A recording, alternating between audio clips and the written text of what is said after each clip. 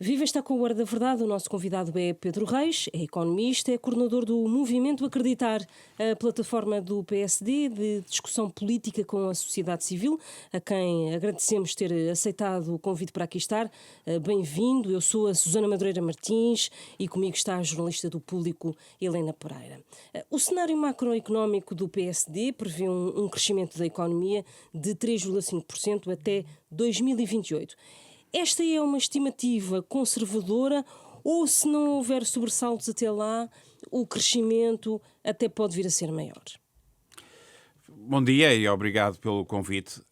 Eu acho que é uma perspectiva e um cenário realista, sinceramente. Ou seja, agora é exigente em que é preciso um certo alinhamento para fazer acontecer.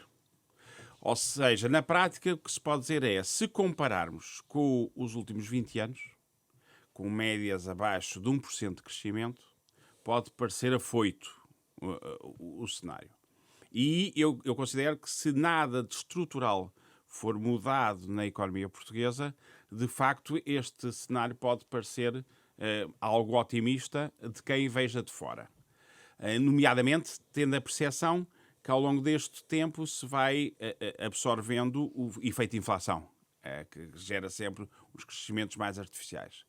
No entanto, eu acho que é realista, é atingível e é desejável. Porquê? Porque a economia portuguesa tem andado desencontrada do seu potencial, a meu ver.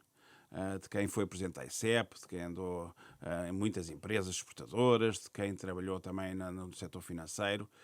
Eu conheço profundamente a capacidade das empresas portuguesas, a boa gestão que as empresas portuguesas têm, a entrada nos mercados internacionais, o interesse de investimento externo adicional veio a Portugal e, portanto, é possível fazer de Portugal.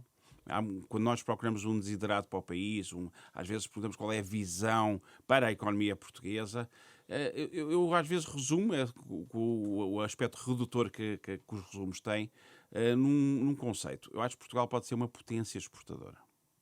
Uma potência exportadora quer dizer que é virar toda a nossa economia, ou acima de tudo, para cavalgar os mercados internacionais, para captar mais investimento externo, para aumentar a escala das empresas e a sua capitalização, para acelerar a inovação e por aí fora. O programa que o PSD económico, do Foro Económico, apresentou, seja a nível de, podemos ir a isso se entenderem, a nível de rendimentos, seja a nível de produtividade, seja a nível de custos de contexto e seja até a nível de políticas sociais, porque isso é tremendamente importante para captar e manter talento, permite desbloquear um crescimento e chegar a essa ordem de valores.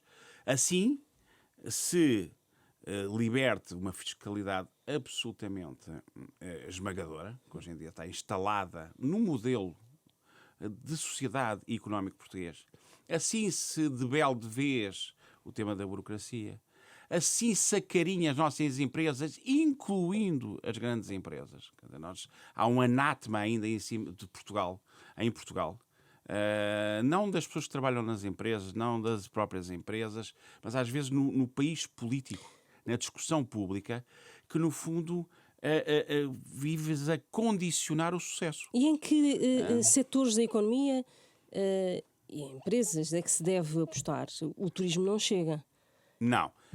Mas também não sou daqueles que de repente o turismo cresce e embarco também num certo visão mais, vamos chamar assim, mais populista, agora que está o termo na ordem do dia, que é já temos turismo a mais ou estamos demasiado dependentes do turismo. O ponto não é o sucesso do turismo. Eu acho que o turismo, já agora, passando por ele, é um dos poucos setores absolutamente estratégicos na economia portuguesa. O que é que eu quero dizer com estratégicos? Quer dizer que é aqueles setores em que nós realmente fazemos o melhor cá no mundo, nos diferenciamos pela qualidade, temos uma proposta de valor integrada, estamos bem posicionados a nível internacional face aos destinos concorrentes e aproveita o que melhor que Portugal tem. Dos seus recursos naturais, ao seu talento, às suas infraestruturas, até aos subsegmentos, como ao turismo religioso, como ao turismo da saúde e por aí fora. Ou seja, o turismo é uma resposta que Portugal tem de afirmação no palco internacional extremamente interessante. Dito isto, E também acho difícil, às vezes, que as pessoas dizem, então vamos puxar pelo turismo. Mas já temos turismo a mais no centro das grandes cidades, Lisboa e do Porto. Isto já cedeu. As coisas não são assim, a meu ver. Quer dizer, não é possível calibrar a esse ponto. O que é possível, e acho que as empresas e o turismo em Portugal e as empresas de turismo em Portugal, os grandes grupos, os médios grupos, os pequenos grupos, toda a fileira do chamado hospitality, que vai para além da hotelaria, da restauração, do espetáculo, da cultura, o que tem feito muito bem é apostar na qualidade. E, portanto, isso naturalmente vai filtrando até o turismo de massa. Portugal não é esse o seu desiderado. Dito isto, é óbvio que a economia portuguesa, e é um bocadinho os seus cromossomas, se afirma até por uma certa dispersão, o que é bom. Ou seja, se reparar bem, se pegar na planilha das nossas exportadoras, embora ainda sejam escassas, nós temos 20 ou 30 mil exportadoras e nos últimos anos aumentámos mais 10 ou 20 mil. Mas 50 mil empresas é muito pouco ainda no panorama, no potencial da nossa economia. Agora, tem toda uma zona que se vai afirmando nos mercados externos e com pujança e com inovação, que é o que eu chamo os setores tradicionais reinventados. Onde coloco o têxtil, coloco o calçado, coloco o alimentar, os vinhos, coloco o azeite, o agroagrícola, o agroindustrial, uma série de setores que, no fundo, sempre existiram em Portugal, mas fizeram um reposicionamento, fizeram uma evolução. Porquê? Acima de tudo, a meu ver, apostaram na inovação e na marca. Ou seja, não conseguiram captar, em vez de estarem só integrados em cadeias de valor internacionais, em que a margem, o valor acrescentado nacional, e esse é o grande desafio para chegarmos a fins últimos de sustentabilidade do nosso modelo económico e social, que é, por exemplo, chegarmos a mais o rejuvenescimento da demografia, o aumento dos salários e por aí fora. Só se vai conseguir isto através da pujança do setor privado. O setor privado só consegue isto se abrir Portugal ainda ser uma economia ainda mais aberta. Para isso é preciso captar investimento e é preciso tratar bem as empresas portuguesas, nomeadamente as exportadoras. E para tal é, por exemplo, apostar PRRs e para fora, não quero saltar muitos temas, mas todos eles estão interrelacionados. Se quem não perceber aspectos sistémicos da economia portuguesa não percebe nada. E estes setores, eu acho que têm um papel determinante no futuro. Depois tem um segundo bloco, que é líderes. O setor financeiro é um claro líder quando compara muitíssimo bem internacionalmente. O setor da pasta e do papel, o setor automóvel e aeroespacial, a metalomecânica e toda a indústria dos moldes são setores de coluna até mais industrial, que é absolutamente determinante numa economia, que não é só os serviços, e que vão dando cartas à engenharia portuguesa. Pedro Nuno Santos diz que tem que se dar prioridade, escolher algumas áreas e apoiar essas empresas, ou essas áreas. Não lhe parece que é uma boa ideia? Só acabar o terceiro bloco e vamos à política. Deixe-me só acabar mais um comentário na minha economia, faço a expressão. Que é, há um terceiro setor que é de empresas de setores de ponta. Que eu, até por respeito por essas empresas que conheço muito, por exemplo, a área farmacêutica tem belíssimos exemplos. A área da IT, a área de desenvolvimento e de indústrias criativas. Temos o cérebro e junto com a criatividade em Portugal tem despontado, aliás, os unicórnios vêm muito daí, apresentar excelentes exemplos. E não era mesmo para escapar à pergunta, era só para terminar este mapeamento do que vejo na economia exportadora, que eu acho que pode ser a base do tal potência exportadora que Portugal pode ser. Em 10 anos pode-se transformar nisto. É que nem sequer são horizontes tão longos que a pessoa diz nunca mais lá vamos chegar, ou entanto vamos nos perder no caminho. Eu acho que é possível, está à mão de semear, assim haja consistência, nomeadamente nas políticas públicas, porque as empresas já vão fazendo. Helena, ainda a sua pergunta. Eu tenho a maior desconfiança em relação a esses dirigismos e estatismos e definições de setores e de empresas em que apostar. Sinceramente. Eu gosto de ver, acredito mais num modelo em que de um Estado forte, transparente, regulador e retirando todos os empecilhos ao crescimento das empresas. E depois acredito, aliás gosto muito de modelos de incentivos transversais, para ser franco. Ao contrário do que se pode dizer, olha, isto não chega para todos, portanto o melhor é escolher alguns casos, não é? A cultura empresarial vamos dispersar estes apoios. Preferia Eu acho que sim. a aposta em determinadas áreas, é assim que funciona. Não necessariamente, não necessariamente. Eu acho que é importante percebermos, termos claro quais são os setores que transportam a economia portuguesa. Mas vou-lhe dizer, eu não sei se, por exemplo, se é mais um tema setorial ou se, como eu acredito, que há campeões internacionais e com potencial em qualquer setor. Eu desafio, a pessoa disser, vamos aqui escolher toda a fileira, vamos ser concretos, não sei o que é que pensa sobre essa matéria, mas vamos apostar só na fileira da ferrovia. Mas porquê só a ferrovia e as outras? Vamos apostar no setor do mar. Eu acredito profundamente, mas apostar no setor do mar não pode ser esvaziando os incentivos nos outros. A dizer, mas então quem quer ir a tudo não tem estratégia, não tem prioridades. As prioridades é, do ponto de vista do Estado, é justamente remover custos de contexto, aliviar fiscalidade, acabar com burocracias, promover, recuperar a diplomacia económica que se perdeu, não vi nestes últimos anos. Quer dizer, há muito que o Estado pode fazer, deixando as empresas afirmarem-se por si.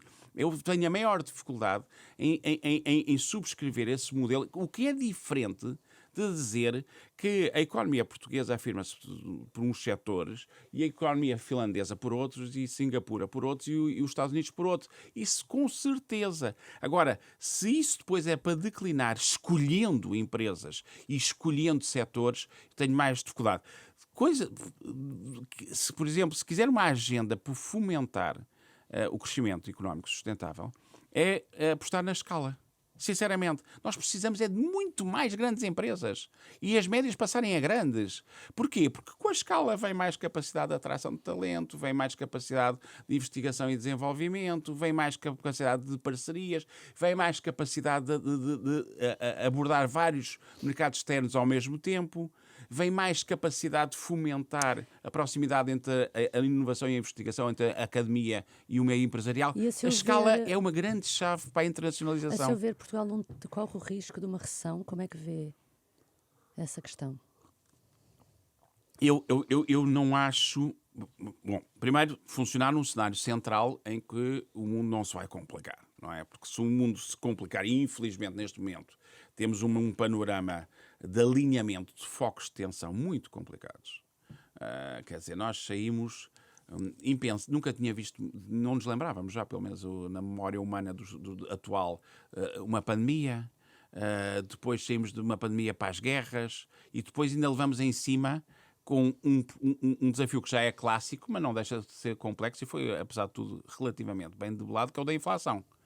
E a verdade é que, se formos ver bem, eles andam por aí, estes temas. Ou seja, nomeadamente, o risco geopolítico e geoestratégico, não é? Desfocos, as duas guerras, uma guerra na Europa, uma guerra no Médio Oriente, as eleições que se aproximam, os populismos extremar, por exemplo, em países como os Estados Unidos, o foco de tensão permanente da China com os seus vizinhos, não é só com os Estados Unidos, não é só o chamado desacoplagem entre hiperpotências, é também um foco regional de ser instalado. Isto tudo afeta a economia. E essa incerteza pode estragar as contas e o cenário macroeconómico desenhado pelo PSD. Não, os modelos consideraram exatamente estes efeitos, ok? Portanto, no grupo de economistas da mais alta craveira e de várias gerações e atravessando várias escolas de pensamento e gente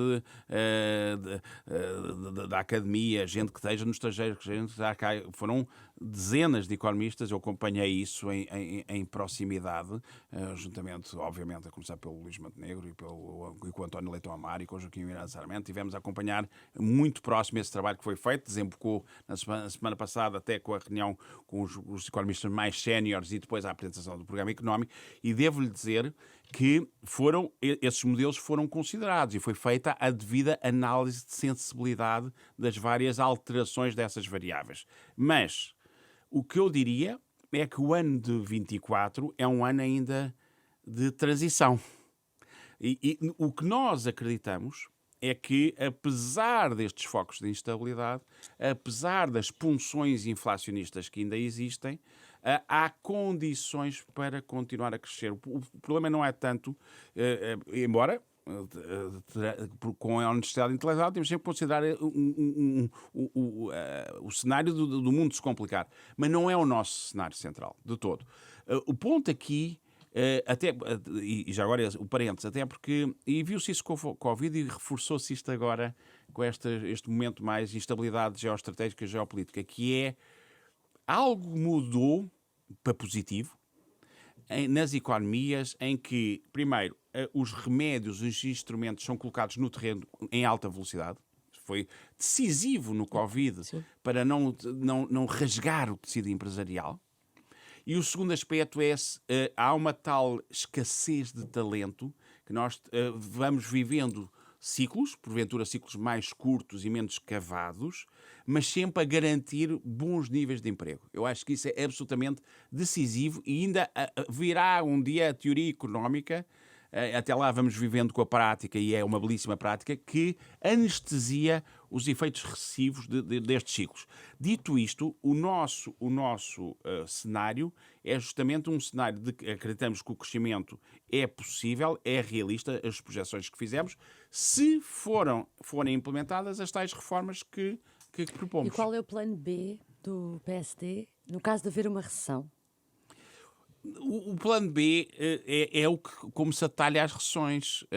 Ou seja, na prática, eu gostava mais de desenvolver o plano A, que são as próprias propostas. Mas se olharmos para imunizarmos aspectos negativos, é só porque isso também entra na psicologia, e é importante na psicologia, não é do eleitorado, é de um país em que estamos muito perdidos hoje em dia à procura de novamente ter esperança e ter confiança, mas realisticamente há que ponderar.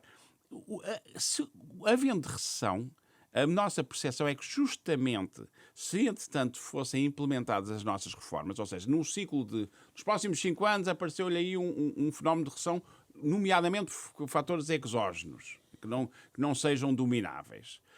Obviamente que aí tem os remédios clássicos que lhe permitem acudir, suportar a economia com mais apoios, até para sair mais rápido da recessão, se tiver feito o trabalho de casa.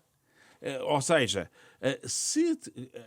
repare, por exemplo, quando o PSD aponta para um objetivo da dívida pública ficar abaixo de 90%, quando o PSD aponta para um objetivo do crescimento do diferencial de produtividade passar de 1.0, 1.3 para 2%. Quando o PSD aponta para a carga fiscal passar de 38% para 36%. Quando a despesa total passar de 44% para 40%. Todos isto como?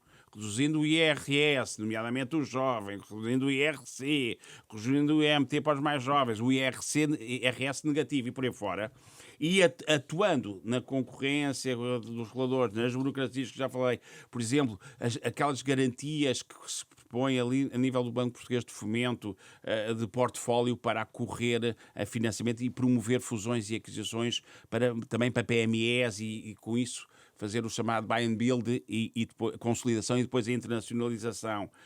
Quando o PSD propõe medidas a nível de justiça económica, por exemplo, aumentar os recursos dessa própria justiça, as informações vinculativas, retirar dos tribunais causas de baixo valor. Quando o PSD propõe de uma vez por todas tomar decisões importantes sobre infraestruturas estratégicas para o país, como o aeroporto, como as ferrovias, por aí fora, mas fazer mesmo, não é só anunciar. Tudo isso, na prática, o que a Helena está a fazer é criar reservas para acudir ou acelerar o crescimento, que é o que nós acreditamos que vai ser o caso. Ou seja, nós projetamos em 28 a crescimentos na ordem dos 3,8% e chegar a 4% no final da década, em 2030. Portanto, nós estamos confiantes que é possível a economia portuguesa ter um crescimento muito mais sustentável. Se, a meio do caminho, houver recessões, certamente o PSD, que tanto lutou pela sustentabilidade das contas públicas, pelos equilíbrios orçamentais, pela prudência na gestão das finanças públicas, não colocará nunca em risco essa... Não é um fim. O Luís Montenegro dizia esta semana, e eu acho muitíssimo bem, que é as finanças públicas não são um fim, são uma maneira de criar um caminho para criar condições para uma sociedade mais confiante, mais feliz, por que não dizê-lo, mais oxigenada, mais respirável, mais diversificada entre termos de empresas, de pessoas, de comunidades, de imigração. Tudo isto é possível se lançar as tais, o que eu chamo, que em Portugal também às vezes ficou quase que um anátema sob outra expressão. Nós condicionamos-nos muito psicologicamente, é curioso, que é sobre as reformas. Há reformas que são positivas, quer dizer, o resgatar a esperança das pessoas só se resgata se tivermos ambição. E a ambição é introduzir um plano equilibrado, um programa equilibrado de reformas serenas, de reformas com pendor humanista, mas de reformas também que acudam a problemas estruturais do país. Não é? E o Fundo Medina, parece-lhe que teria lugar nessa perspectiva do PSD? As nossas apostas são muito vocacionadas para libertar o potencial do setor privado, sinceramente. Mais uma vez, volto a focar isso. Ou seja, permite criar condições do ponto de vista do Estado. Mas isso quer dizer o quê? Em relação, não estou a perceber, em relação ao Fundo Medina. Concretamente, e quer dizer em relação ao Fundo de Medina, o quê, concretamente? Se o PSD manteria essa ideia ou não, ou se considera de todo que a perspectiva de ter ali um fundo com dinheiro para depois ir gerindo também não faz sentido. O ponto importante, eu em finanças públicas não queria tanto avançar por aí, eu prefiro concentrar-me mais do ponto de vista da economia privada e do investimento privado. Acima de tudo, por exemplo, se for ver o programa, o nosso foco, mais que comentar ou contrapor um plano ao plano de medida, um plano AD, o nosso ponto, por exemplo, é agarrar, do ponto de vista público, no reforço do Banco Português de Fomento. Nós consideramos que se se quer falar de reforçar a ajuda aos instrumentos do Estado para mobilizar a economia privada, o Banco Português de Fomento pode e deve ter um balanço mais forte. O Banco Português de Fomento pode e deve ter a sua operativa completamente alinhada para cobrir as falhas de mercado. Referimos isso muito no programa. O Banco Português de Fomento pode recorrer, uma vez com esse balanço cuidado, recorrer a instrumentos do BEI em parceria, que faça chegar às empresas, em co-investimento, até com outros bancos e com outros fundos privados, medidas e instrumentos de capitalização ou produtos de maturidades mais longas. Ou seja, eu acho que está muito mais aí, desculpe, sim. Eu acho que está muito mais aí o espaço de atuação do que ir pela via das finanças públicas. Se quiser, Helena, e deixe-me dar esta nota. Eu acho que depois de anos e anos em que o país esteve muito condicionado ou focado em finanças, tem que se virar mais para a economia e mais para empresas. Da macro para a micro. Eu acho que isso é um desafio interessante para o país que a AD vem trazer. Mas na sequência dessa ideia, o excedente orçamental, que no fundo vai para o Fundo Soberano, esse excedente pode ser usado nesse investimento de que fala. É verdade, mas propôs-se ao longo do caminho, com esse excedente, uma parte ser devolvida à sociedade. Foi muito bom. Isso foi colocado aí tanto mais PSD do que a AD, em momentos diferentes, por isso é que eu não estava a desenvolver tanto nesta matéria, ou seja, mais a posicionar-me aqui nesta fase AD. Mas o PSD propôs, na altura, que com o excesso de receita, nunca há excesso de receita num país que tem um problema de finanças públicas ainda de déficit e dívida pública, estamos claro.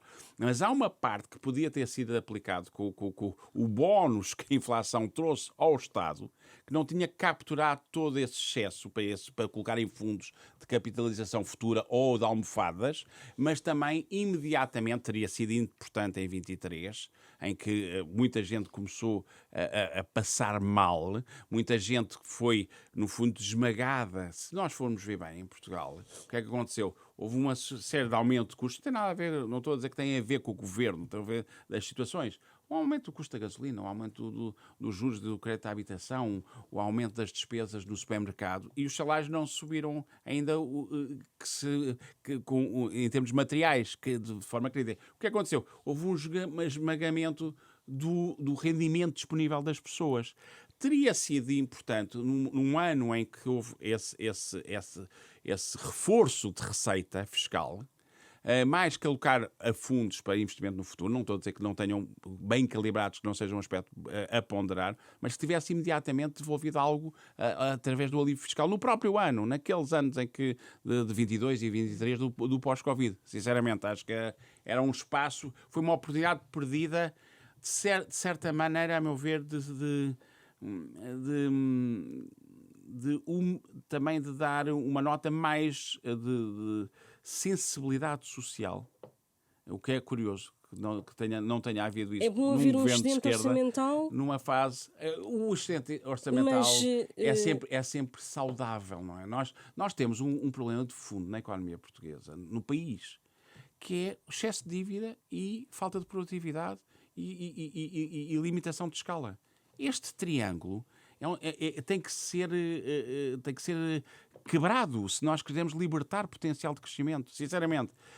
Portanto, é positivo que se tenha vindo a baixar a dívida pública, e daí eu acho interessante e ambicioso a meta que a AD coloca de ficar com a dívida pública abaixo de 90% no final deste ciclo. Não passou, eu sei que desta voragem de números, de situações, de notícias, de casos, vai-se perdendo muito disto, mas tenho esperança que agora que haja, e também sei que as pessoas veem pouco, há muito pouca gente que leia os programas, e hoje em dia há muito ruído na comunicação, é difícil passar as mensagens, sei isso tudo. Mas eu acredito, por acaso acredito profundamente, e isso é uma responsabilidade de quem se apresenta a eleições, e a AD certamente o fará, que é conseguir, ok, há aqui um programa estrutural para o país, um programa de transformação, o que é bom até para de uma vez por todas esclarecer quem dizia que a AD não tem equipa, não tem nomes, não tem projetos, não tem ideias. Agora é preciso fazer passar. Eu acho que o desafio, sei que estamos a 6 semanas ou 7 semanas das eleições, mas o desafio é não perder o foco e conseguir descodificar um programa. E atenção que só saiu o programa, o que eu chamo a parte macroeconómica, não é? Teremos uma componente social e haverá uma componente mais soberana, de áreas de soberania, e portanto só isto tudo é que faz o programa que será apresentado em seu devido tempo. Mas é fundamental, até porque as ideias estão lá, o arroz está lá, a ambição está lá no programa da AD, que se consiga, e esse é o desafio, dos líderes políticos e da equipa que os acompanham, que é fazer perceber às pessoas, ok, está aí o programa, já entendemos, este é o problema de fundo, onde é que estão as alavancas, as 8, 10, 12 ideias que podem ser transformacionais e que impactam a vida das pessoas. Eu estou convencido que a AD vai conseguir, não vou avançar, nem antecipar, como devem imaginar. Não é? Passa pelo chamado choque fiscal, que o PS diz que que representa 4,5 mil milhões. O choque fiscal, lá está também, só para evitar, que é dificuldade, por isso é que eu ando mais na vida privada do que na causa pública, só para assentar neste ponto. A meu ver, o choque fiscal, então na situação em que Portugal está, é um nó-górdio de libertação de potencial de crescimento e de justiça social, sinceramente. Mas depois é-se logo atacado por dizer a vossa única solução que vocês têm é baixar impostos. Não é verdade. Nós atacamos nos rendimentos, na produtividade de investimento, no melhor Estado, na economia de futuro e nas políticas sociais. Só em termos do que foi apresentado do programa económico. Já veremos os outros. Mas o choque fiscal tem um potencial, Helena, brutal de declinação para toda a sociedade e para todos os setores. Porque, repare, quando pega no IRS e propõe as reduções das taxas todas, a não ser do último escalão, propõe um IRS jovem de 15% que afeta 2/3 das situações, ou baixa 2/3 do valor que era pago. Propõe um prémio de desempenho pela primeira vez com isenções para produtividade. Ou seja, se quem quiser conseguir fazer o chamado extra mile, não tem que ser logo completamente sugado pela carga fiscal e, portanto, não tem ganho nenhum, não tem vantagem nenhuma. Todos nós, nos nossos trabalhos, estamos disponíveis a dar mais, desde que haja uma repartição de ganhos e de benefícios. É justo isso. Mas há aí uma perda fiscal. O 15º sem encargos. Depois o IRC retomar a tal passada que foi interrompida, infelizmente, pelo PS. Passámos dos 21% para os 15%, os tais 6%, 6 pontos percentuais, para ser mais exato, 2 pontos percentuais por cada ano, e em cima disso mitigar o tema da derrama estadual, nomeadamente. Quer dizer, quando vai ao IMT e volta às políticas sociais, aos jovens, quer dizer que de quem nós temos que cuidar e que temos que atrair, temos que manter e que temos que levá-los a regressar, e põe a isenção na primeira habitação e até considera garantias públicas ao financiamento da habitação. Isto é política social, não é? Quando vai o que eu acho muito interessante, o conceito do IRS negativo, às vezes são aspectos. O problema nós é que hoje em dia as sociedades são muito complexas, é verdade. E, portanto, o problema é que para explicar as coisas tem que se entrar no campo técnico. O campo técnico afasta as pessoas, apesar de haver mais literacia. Então? E isso é política, isso é comunicação. O tema do IRS negativo é muito interessante, ou seja, que as pessoas, apesar de entrarem em modelos novos, vão buscar mais rendimentos, mas que a certa altura não lhes desative violentamente e à cabeça apoios sociais, que a certa altura o que tirou de apoios sociais porque aumentou um bocadinho de rendimento líquido, em termos líquidos, ficar a perder. Isto não faz sentido, é o chamado IRS negativo. E depois um aspecto que eu acho absolutamente crucial, o tal, enquanto não chegarmos lá, estamos a falhar como sociedade, que é elevar o salário mínimo e o salário médio. Ou seja, algo que de errado existe no nosso modelo. Quando vêm as décadas, passam as décadas, vêm os ciclos, passam os ciclos, vêm os governos, passam os governos, e os salários em Portugal ainda são baixos, muito fruto também da produtividade, e a dívida é elevada das famílias, do Estado, das empresas. Estes são os dois grandes indicadores que não são o fim, mas que são os indicadores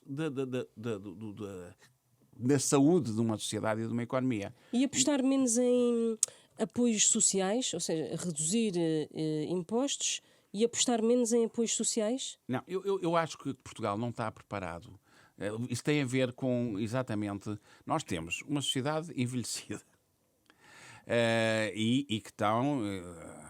30% dos jovens estão lá fora neste momento, e depois os jovens que estão cá, falta 30 mil professores. Temos um peso grande do Estado, um peso grande da função pública, um peso grande dos reformados e por aí fora, que é em cima da população ativa. Portanto, não pode retirar apoios sociais e deixar as pessoas na mão.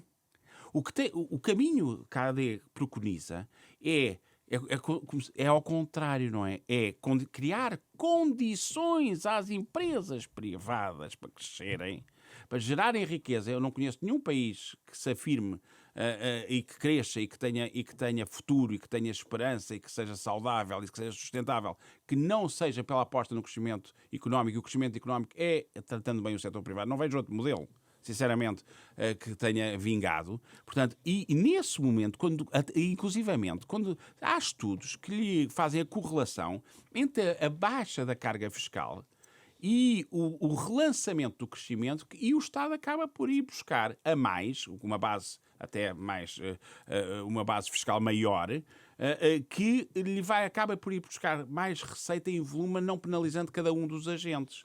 E nesse dia o Estado tem, aí sim, recursos e meios para acudir a quem mais precisa, que há menos gente a precisar, porque entraram mais gente no setor do emprego e por aí fora. E já agora, os apoios sociais, se há coisa que este programa traz, é justamente o tal tema do Como é que se cria um melhor Estado e responde à falência operacional em que nos encontramos. E isso é concretamente na saúde, na habitação e na educação. Não há volta a dar. E temos que acudir a isso. E por isso é que na saúde, quando está a falar em listas de espera e dos médicos de família, o programa da AD, na habitação, quando fala em aumentar pelo lado da oferta e facilitar, acelerar o licenciamento de uma forma transparente.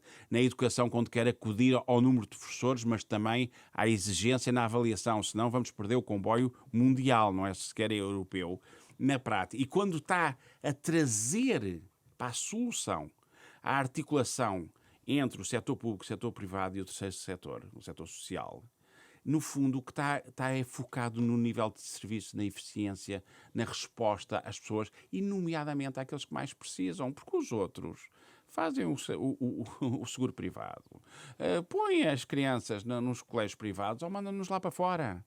Portanto, quando se diz que a AD tem um projeto e uma prioridade a políticas sociais pela via do crescimento económico, é um círculo virtuoso. Sinceramente, nós estamos profundamente convencidos que é assim que podemos ser mais humanistas e mais equilibrados. Mas quando fala no peso grande da função pública, como é que se resolve isso? É preciso menos funcionários públicos? Eu acho que é preciso, acima de tudo, é muito melhor função pública. Okay? Mas não Por exemplo, menos pessoas. Não tem a ver com o número de pessoas, tem a ver com o rejuvenescimento. Isso é fundamental. Mas para isso é preciso ter dinheiro para mandar. Claro. Olha, embora. uma das maneiras, por exemplo, era. Agora já não vai a tempo, porque já está desenhado. O PRR, quando se fala muito na digitalização, quando se fala muito em inteligência artificial, eu gostava de ver, sinceramente, já que vai tanto para o Estado, eu pessoalmente acho que o PRR devia ter sido desenhado, como noutros países foi, muito mais equilibrado entre o que é que foi para o Estado e o que é que foi para o setor privado. Até porque, não esquecer, o setor privado não é para os capitalistas. O setor privado é para as pessoas que trabalham nas empresas. O setor privado é que vai criar emprego. Portanto, vai ser devolvido à sociedade o gerar riqueza e condições de geração de riqueza no setor privado. Mas mesmo no Estado, e já que foi essa a opção, com a qual eu discordo, mas agora é o momento da execução, não podemos estar sempre a desenhar novas arquiteturas, mas que se aplique uma parte importante disso. Primeiro que se cuide da execução. Eu fui presidente da ICEP, estou muito preocupado com a capacidade de resposta dos organismos intermédios na execução do PRR. Nós podemos mesmo perder fundos. Nós podemos, não estamos até pedir informações que já existem no Estado, ao fim de 2, 3 anos, voltas a pedir, e de um ano e de vários meses. Não há o cuidado de gerir e canalizar entre fundos programas mais procurados e outros com menos procura, então tentar fazer esse transvase e por aí fora. Portanto, este é um tema. Mas o outro tema, que era o que estávamos a referir, eu faria um reforço enorme não é só da meritocracia na função pública. A função pública também foi muito desvitalizada e desnatada. A nossa via não é... Volto a fugir, a propor, a falar disto. Fugir aos anátemas. Quer dizer, claro que reformas é pegar só numa parte do país. Reformas é acabar com o setor público. Reformas é tratar só das empresas. Não é nada disso. Reformas é a melhor maneira, de forma integrada e equilibrada, de acudir aos mais necessitados. E no caso da administração pública, quando se fala em reforçar a qualidade da administração pública, o nível de serviço da administração pública, e está-se justamente a defender não só a recuperação de modelos de meritocracia, das pessoas as pessoas sentirem que se estão a entregar mais nível de serviço e mais produtividade, é reconhecido na sua carreira, nas suas promoções e por aí fora. E o segundo aspecto é utilizar lá as tais digitalizações, em vez de ser para comprar computadores, que seja para, por exemplo, para introduzir a inteligência artificial, que primeiro tem um conceito curioso nesta fase delicada do país, de casos e casinhos e por aí fora, que imuniza muito da discricionariedade na decisão pública. Introduzir a inteligência artificial no que for, deixando sempre aos decisores humanos a palavra final. Mas há muitos dos processos que ganhariam em serem tratados por inteligência artificial. Há muita situação de duplicação de trabalho, de tarefas, de processos, que ganhava agilidade, que a função do... Desculpe, isso... Helena, e estou convencido que se criasse essas condições, até recuperaria o que houve há muitas décadas em Portugal, que era um respeito e um orgulho na função pública. Eu vi isso na ICEP. Um programa de reformas antecipadas. Em termos de? Na função pública, para fazer essa renovação. Eu acima de tudo, eu vou evitar tudo isto. Funciona na conversa e depois é retirado e diz a AD propõe modelos de redução de funções públicas ou de formas antecipadas. Não vê nada disso no programa. O que vê é olhar para a função pública, para o setor público, para entregar mais nível de serviço, e isso implica, e estou a usar, falo em governance e transparência, falo em rejuvenescimento, falo em descentralização, falo em nível de serviço e de eficiência da função pública. Eu acho que isso é ver pela positiva. São reformas que não é para atingir ninguém, é para chegar a todos. Não tirar pessoas, mas um novo modelo... para... Sabe qual é o risco? O ponto aqui é que as pessoas até vão-se... Como na função pública e na economia portuguesa, eu volto sempre ao problema, um dos problemas base do nosso país, que é a demografia, que é envelhecimento. E na função pública, que não é exceção, o que vai acontecer é que as pessoas estão-se a reformar. Primeiro, vai-se perder imenso... Eu trabalhei na ICEP, eu fiz a minha vida no setor privado. E saí da ICEP com um respeito gigante pela função pública. Eu vi quadros na ICEP tão bons ou melhores que o setor privado.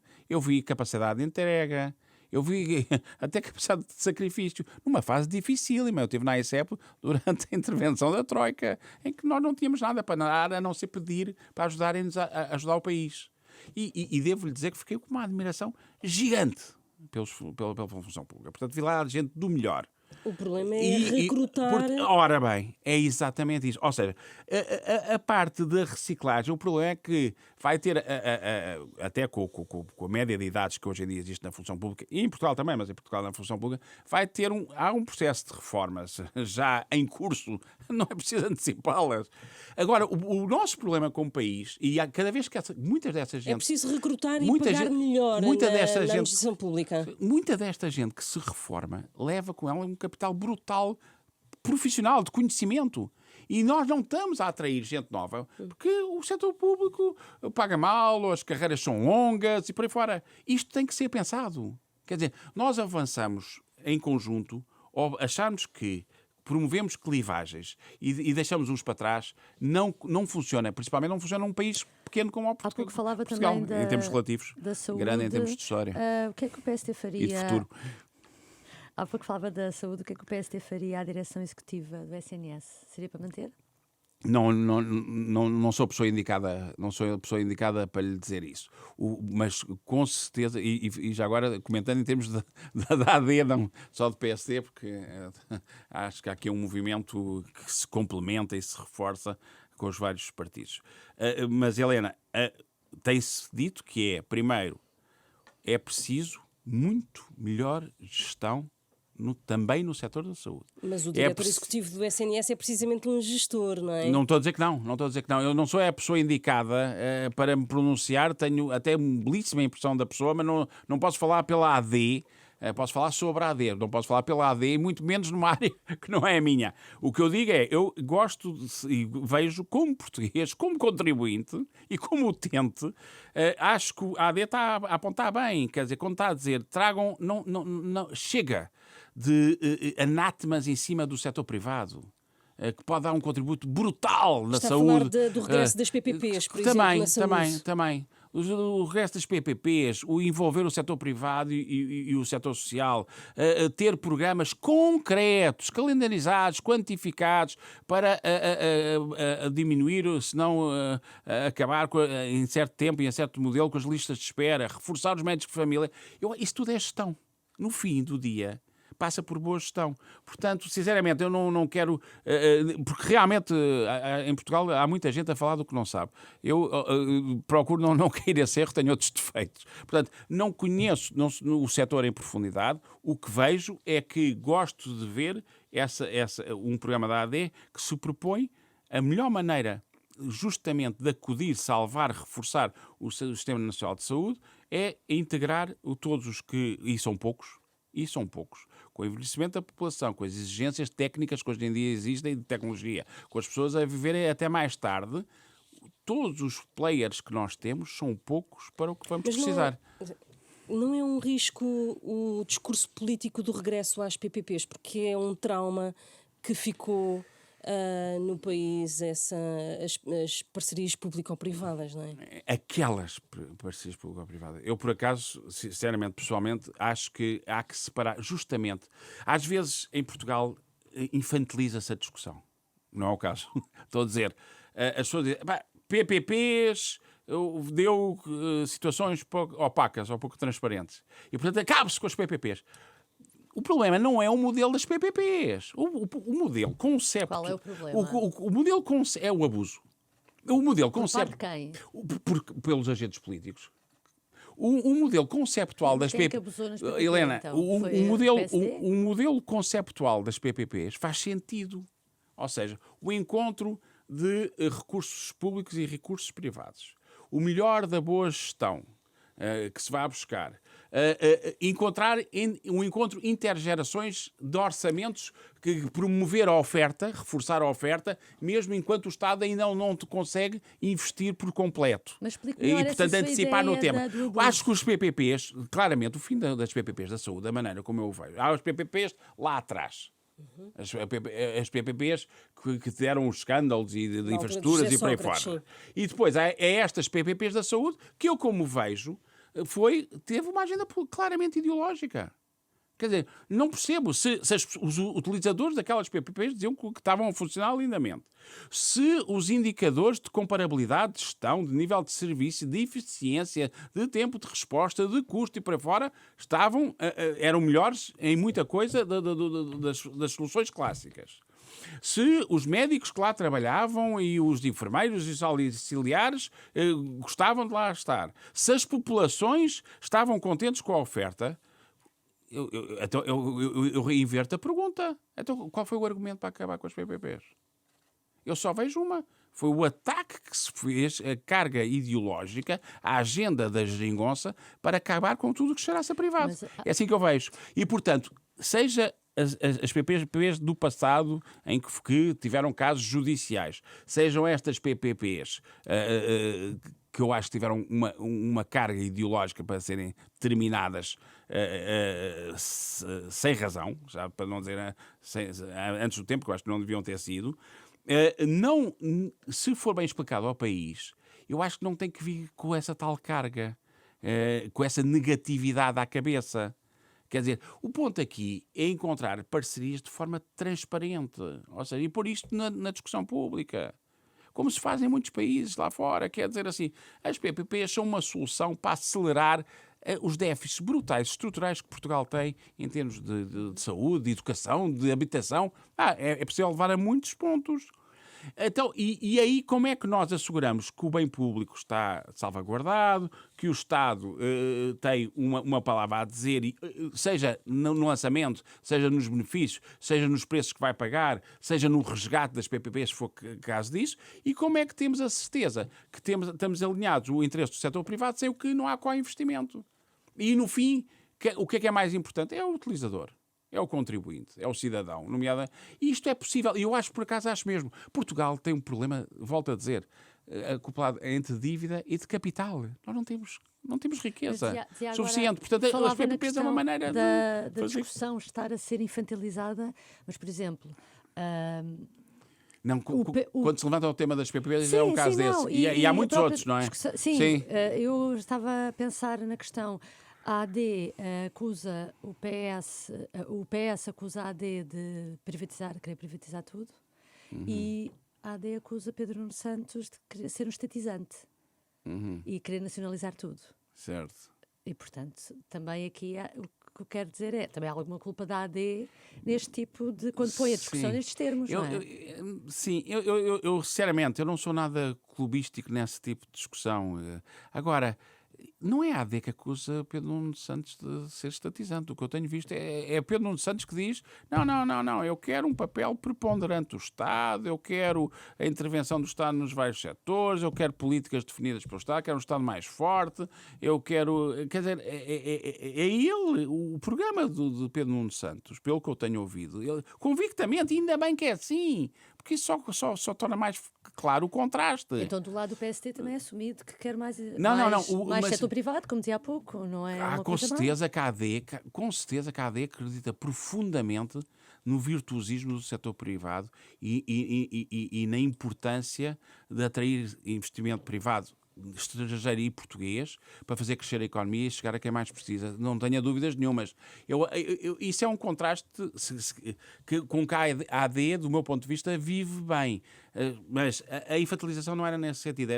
A infantilização é que reduz muito os conceitos, querendo, no fundo, acantonar as posições em simplificações. E às vezes as realidades têm mais matizes do que isso, não é? Nesse sentido. Há pouco levantou algo que fica com a pulga atrás da orelha, que é em relação ao aeroporto de Lisboa. Qual é que é a posição neste momento do PSD em relação ao novo aeroporto de Lisboa, precisamente para esse relançamento da economia? Que papel é que pode ter também? Olha, eu vi nas últimas horas o Dr. Luís Montenegro a ser muito claro sobre essa matéria, não é? Como tem vindo a ser. A dizer que conta tomar a decisão muito rapidamente, uma vez seja Primeiro-Ministro, se assim for o caso. Tão simples quanto isto. Portanto, há um compromisso muito claro da AD e, em particular, do candidato a Primeiro-Ministro, de deixar esse ponto resolvido logo no arranque. Aliás, ouvi nestas horas, que até porque está-se a aguardar o relatório final da CTI, não é? Da Comissão Técnica Independente. E a partir desse momento tem os elementos todos para a decisão.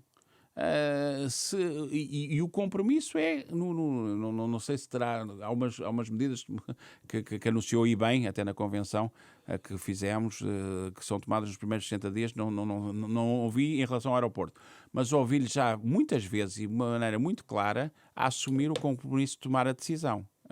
E eu não tenho dúvidas nenhumas que isso vai ser cumprido. Ou seja, quer dizer, porque demorou 50 anos, porque depois foi preciso mais um ano para clarificar e até ganhar tempo, fazer este estudo que imuniza a decisão, imuniza no bom sentido, não se levanta problemas depois de processo de decisão mais à frente. Não partilha, não então, se perder das reservas do PSD em relação de Montenegro em relação à Comissão Técnica Independente?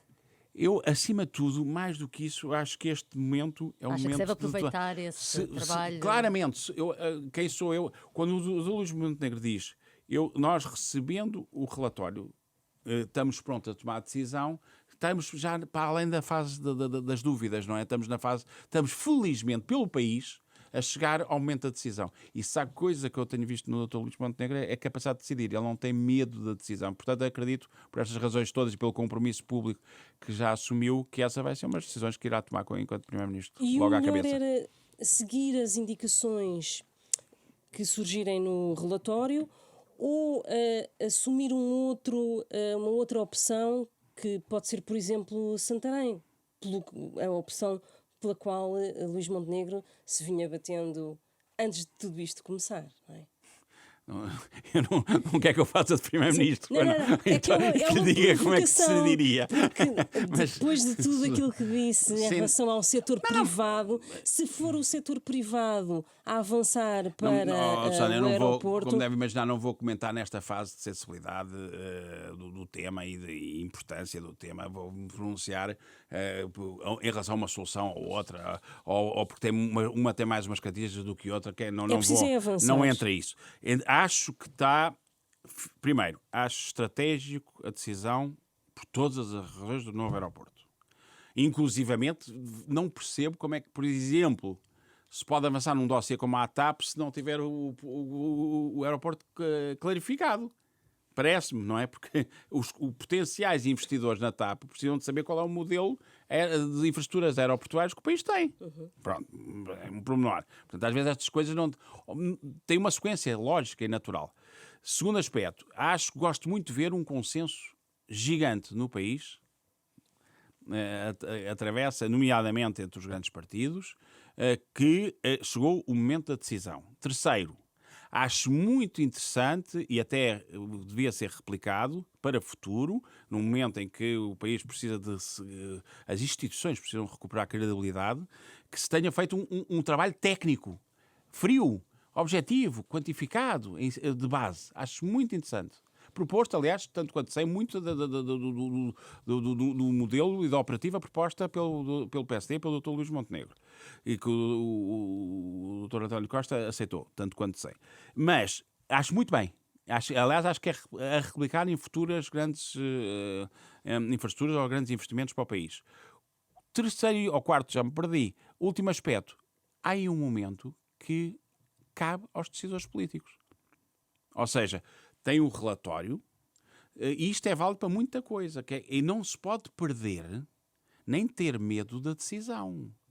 É para isso que foram eleitos. E eu acho que chegou esse momento. E, portanto, com base, obviamente, os relatórios, as comissões técnicas dão suporte, indicam, iluminam a matriz de decisão, mas a decisão final só pode ser dos responsáveis políticos. Se houver consenso entre seja quem for, na altura, entre governo e oposição, tanto melhor. Se não houver, que quem for o governo, que a tome. O país é que já não pode esperar mais. Eu estou convencido, por acaso, que seja num caso, seja no outro, será esse o caso, o que é ótimo para o país. A AD apresentou o cenário macroeconómico no dia em que houve buscas na Madeira. Ninguém prestou atenção, por isso, àquele evento. Como é que a AD vai conseguir explicar às pessoas as suas propostas neste contexto? Têm sido dias difíceis ou não? Primeiro, eu acho que ninguém é um bocadinho... Poucas pessoas. É um bocadinho violento. Aliás, as minhas amigas devem ter prestado atenção, têm feito ótimas perguntas sobre essa matéria. Portanto, não, obviamente que foi uma infeliz coincidência de momentos, não é? Aquilo criou ruído e a AD, que vinha e vem numa progressão a marcar a sua apresentação do seu projeto e da sua liderança ao país, começou, eu acho que, sinceramente, não da AD, começa com as listas, com uma nota de muitos independentes a arejar as listas. Depois o programa económico, nomeadamente as duas vertentes, mais os economistas altamente credenciados e séniores, depois a equipa técnica. A convenção, acho que foi um momento importante, porque se viu lá, para quem dizia que não havia energia, programa, ideias, gente, sociedade civil, a convenção acho que marcou um ponto de viragem, sinceramente, com o mérito dos líderes políticos e toda a gente que participou. E depois o programa económico, Helena, acho que foi determinante. Portanto, e haverá os outros momentos. Acho que isso é fundamental. Se me disser perdeu-se muito do seu impacto por causa do que se passou na Madeira, é evidente, é evidente. O que é que isso quer dizer? Primeiro, que tem que se continuar a carburar e até reforçar a mensagem, a comunicação. Eu acho que tem muito a ver, mas isto é um problema, é um desafio dos políticos de hoje em dia, que é chegar às pessoas. A política desconectou-se com as pessoas. E, portanto, as pessoas são menos disponíveis, ainda por cima há muito ruído. Portanto, eu acho que o desafio da AD, mas é antes esse desafio, do que o desafio para aqueles que não têm equipas, ou não têm ideias, ou não têm pessoas, ou não têm programa. Mas não teria Está a ver? ajudado... Portanto, agora, se me perguntam, olha, era melhor que tivesse sido primeiro era melhor que não houvesse o tema Madeira.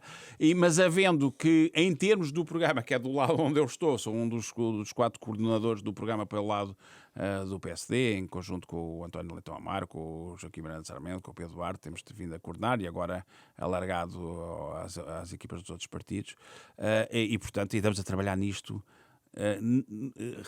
No programa já estávamos a trabalhar muito antes, até diria eu, da própria convocação de eleições, do lado do PSD. Por uma razão assim, mas se não havia eleições, porque estavam a trabalhar? Estávamos a trabalhar porque já nos tínhamos assumido, no movimento Acreditar, a apresentar um programa ao país até às eleições europeias. Portanto, só para fazer este esclarecimento. Portanto, o trabalho está praticamente terminado, está pronto, como deve imaginar, e o que nós temos que fazer é recuperar desta distração, entre aspas, em termos comunicacionais, que foi esta coincidência, similitude no temporal entre Não teria o ajudado lançamento se do Miguel programa. Albuquerque tivesse logo renunciado naquele Ouça, dia? eu Coisa acho- que acabou por acontecer? Eu acho, ou sim. está a acontecer? Helena, quer dizer, o contrafactual é sempre difícil, mas é assim, eu acho que, mesmo que o Miguel Albuquerque tivesse renunciado, como vai renunciar com grande sentido de Estado, diria eu até, Mas com um é que, delay. a partir do momento tem sim, mas em termos em termos de uma coisa é o impacto para a AD em termos eleitorais, que não serei a pessoa mais avisada para me pronunciar. Outra coisa é, e sim participo nestes programas todos, no programa económico, na convenção, acreditei por aí fora, e em termos de aquilo que aconteceu naquele dia na marcação, mesmo que se tivesse que tivesse renunciado umas horas depois, o efeito já estava, não é? Vocês melhor que ninguém sabem avaliar isso, não é? Tomou conta das relações e tomou conta da atenção do país. Portanto, esse foi um momento, mas nada que não se recupere, porque as ideias são boas. Sim, mas este empastelamento na resolução da crise política na Madeira também não prejudica a própria campanha do PSD e da AD, porque já estamos em campanha, não é? Pelo menos pré-campanha. Sim, há bocado era ninguém ouviu o programa e agora o empastelamento. Eu vou-lhe dizer... Da crise política da Madeira. Eu sei, Susana. Mas vou-lhe dizer uma coisa. Eu acho que, até em termos de posicionamento,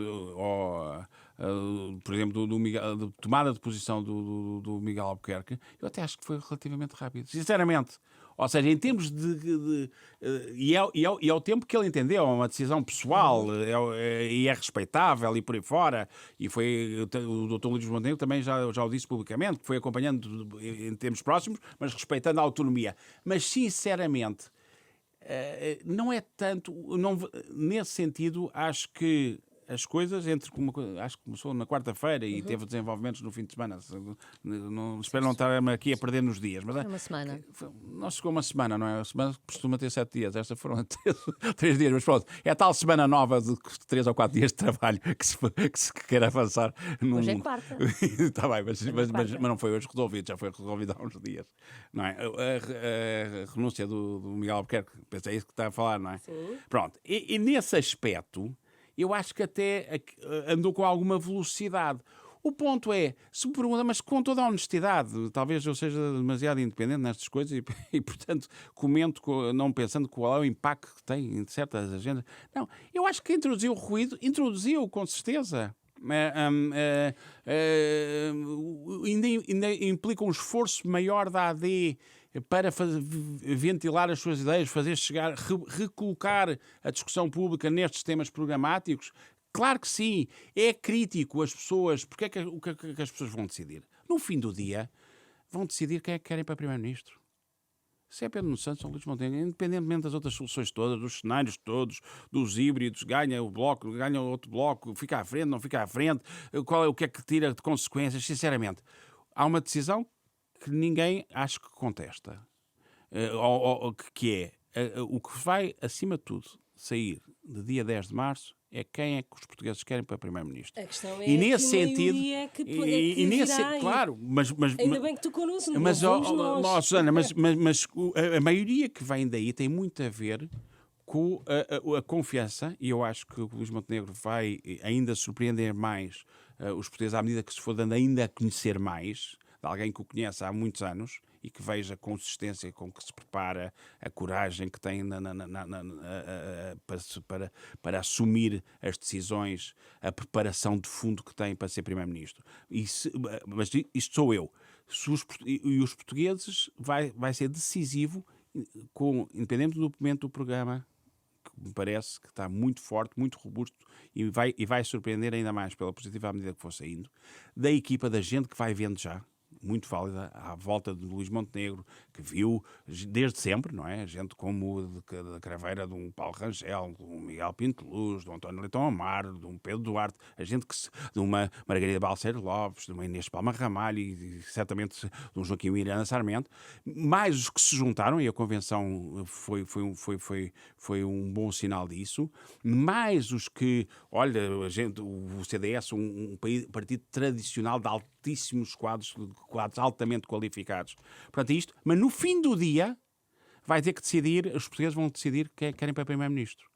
E isso é decisivo, realmente, como te dizem, haver espaço para eles ainda se apresentar melhor aos portugueses. Mas, por exemplo, acho que a campanha é um bom momento para isso e os debates e por aí fora. Estamos na reta final também da campanha dos Açores.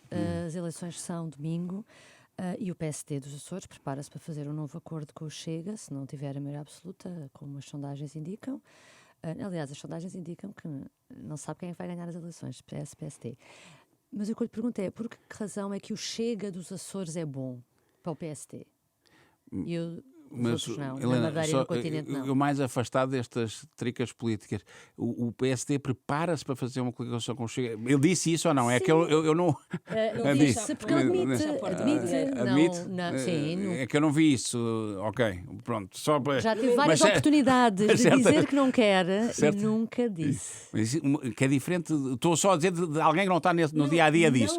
Mas, Helena, dizer que não disse e admitir, há um espaço. Não, certo ou não? Digo eu sou leigo nestas matérias, mas só um ponto. Eu acho, mais uma vez, eu acho que há dois aspectos a não perder de vista. Primeiro, eu não me surpreenderia, do observador mais distante que vocês, do espectro e da arena política, mas não me surpreenderia que o PSD e o CDS, a coligação nos Açores, que viu interrompido, que me dá a ideia que era um mandato bastante bem reconhecido, que tenha uma vitória robusta. Primeiro aspecto. Segundo, no fim do dia, no domingo, não sei que dia é, mas na segunda... dia 4, obrigado. No dia 5 de fevereiro. Ouça, o que decidir, a partir daí vai para a mão do PSD local, não é? É mesmo uma lógica... A pessoa não pode dizer que respeita as autonomias regionais e depois quer dizer avocar a si, porque isso pode ter efeitos de contaminação na percepção da estratégia nacional. Não pode, acho que essas incongruências é que os portugueses já não aceitam e bem. Gostava só de lhe perguntar se sente-se confortável com o cartaz da AD, que tem um slogan que parece o Chega, que é isto não pode continuar, e nomeadamente com aquele que acrescenta a isso que não pode continuar a corrupção. Eu completamente confortável. Acho que isto não pode mesmo continuar. O país a crescer pouco, a sociedade cada vez mais pulverizada, os nossos jovens... Deixe-me só, se quiser, a resposta. Portanto, acho que, em relação ao primeiro, isto não pode continuar. Acho que mesmo que não pode continuar. Eu quando saí da ICEP, me senti livre para dar entrevistas mais políticas, disse, e tinha ganho a geringonça na altura, e na altura referia, está numa entrevista qualquer, que eu tinha medo que o país fosse entrar num grande sono. E eu acho que entrou num grande sono. Teve bons conseguimentos, como se costuma dizer, mas foi uma oportunidade perdida, nomeadamente a maioria absoluta. Aliás, disse no outro dia, na abertura da convenção da AD, que tenho medo que, se nos vem um governo mais extremado, mais radicalizado, com o PC e os blocos dentro do governo, que passemos de um grande sono para um novo pesadelo. Mas, enfim, esse é o meu ponto de vista. Agora, e, portanto, acho que Portugal já não pode esperar muito mais. Nós temos que encontrar a chave do crescimento. E esta é chegada a hora de optar de modelos completamente contrastados. E, portanto, acho que isto, como está, não pode continuar porque não é suficiente. Em relação à segunda pergunta, que era da corrupção... Não, e da parte de ser uma aproximação ao sim, Chega. Uma estratégia comunicacional que quase se confunde com o Chega, não é? Não, eu quero é que a corrupção não se confunda com o país. E, portanto, acho muito bem que o PSD assuma... É porque a palavra de ordem da AD passa a ser um basta. Temos o Chega e depois temos a AD que diz basta. Não me parece. Ou seja, eu acho que... e o contrário, não é? Que se a AD não se pronunciasse a dizer que temos de que também ter em consideração que há pontos que preocupam a sociedade portuguesa, como segurança ou como corrupção. E nunca falaram da transparência e da integridade e do governance público e por aí fora. Era atacada a AD porque vocês não consideram isso uma prioridade, não está no vosso programa, só falam em economia, só falam em finanças. A AD pronuncia-se e diz, atenção, que esse tema é tema do Chega. Desde quando? Muito antes do Chega existir, que já havia gente de altíssima craveira, no PSD, mas noutros partidos também, até no próprio Partido Socialista, sejamos honestos, que defenderam que Portugal tem que ser mais vigoroso no combate à corrupção. Acho, sinceramente, não dou essa importância, também nesse ponto, ao Chega dizer que esse é tema do Chega e ninguém mais pode falar dele. Essa agora. Agradeço a Pedro Obrigado. Reis, que está neste momento a preparar e a ultimar o programa eleitoral do PSD. É AD. também coordenador da AD, é coordenador do movimento Acreditar, a plataforma do PSD de discussão política com a sociedade civil. Agradecemos mais uma vez ter aceitado este convite. Tivemos o apoio técnico de Rui Glória e também a gravação vídeo de Marta Michão.